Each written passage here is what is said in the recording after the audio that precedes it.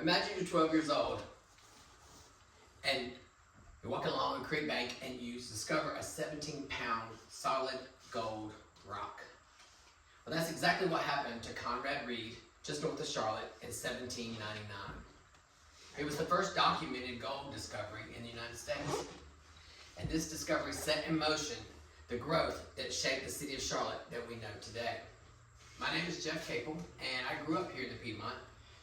Actually, I grew up on Gold Mine Road, which was in Wadesboro, North Carolina, and there was an old abandoned gold mine by my house.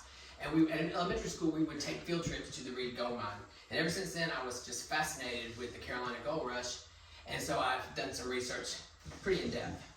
So today I'm going to tell you about the Carolina Gold Rush, and I'm going to talk about its beginnings, its impact on the area, and its lasting legacy on the area. So the best place to start is at the beginning. Let's go back to that creek with Conrad Reed. See, the Reed family didn't know that they had gold. They didn't know its value. So they used it as a doorstop for 3 years. Well, the family always remained curious about this rock, and so they loaded it onto a wagon when they were going to Fayetteville to get supplies for their farm. And they took it to a jeweler. And according to Andrew Smith in the first U.S. Gold Rush, North Carolina, the jeweler asked Mr. Reed what he wanted for it, and Mr. Reed thought $3.50 was an excellent price. So the deal was made. Unfortunately, the nugget's value was like $3,600. And based on consumer price index and inflation, that's $93,000 in today's money. When he realized that he'd been swindled, Mr. Reed went back to Little Meadow Creek to look for more gold, and he found it, a lot of it.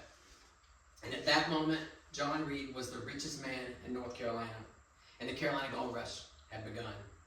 And its impact changed Charlotte and North Carolina forever. Because you see, Charlotte before that was just a small trading village. There wasn't much here. In fact, George Washington passed through, and in his journal wrote that Charlotte was nothing but a trifling place.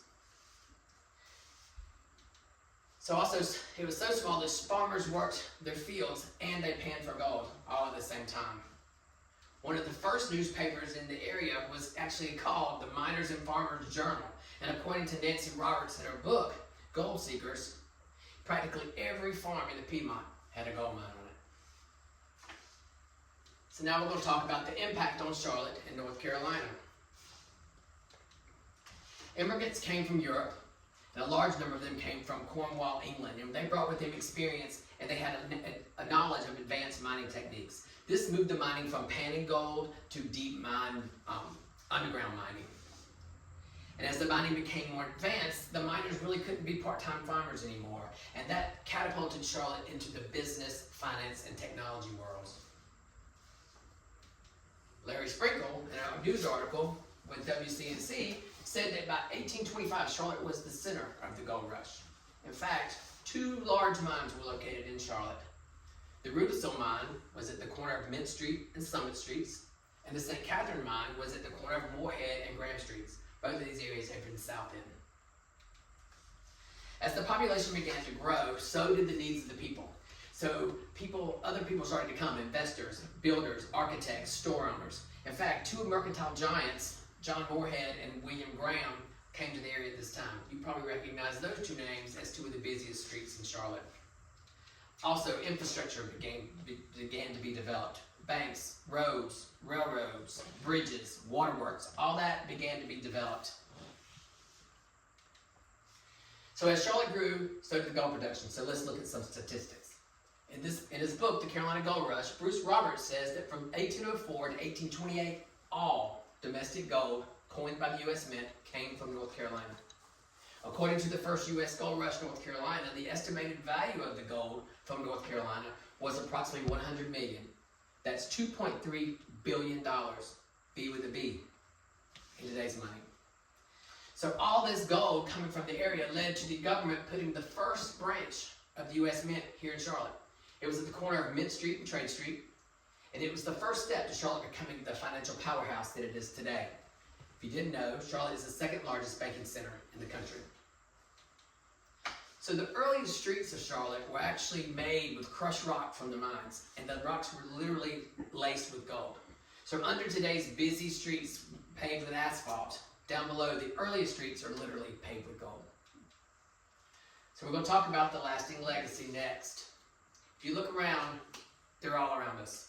The Reed Gold Mine, yes, that original Conrad Reed, the Reed Gold Mine is still there. It's now a state historic site. The Mint Museum. This was the original mint that we talked about in Uptown Charlotte. It was taken apart brick by brick and moved to its current home on Randolph Road, where it now serves as an art museum and an event space. The UNC Charlotte mascot, the gold miner. The statue of the gold miner is located at the entrance of the university, and it is to commemorate the gold rush history and the people who lived here at the time.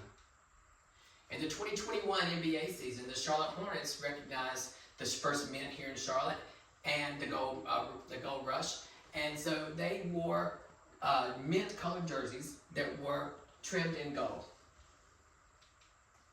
And this is my favorite. So this is downtown Charlotte at the corner of Trade and Triumph. These 4 statues sit on each corner. They're on top of these tall pillars.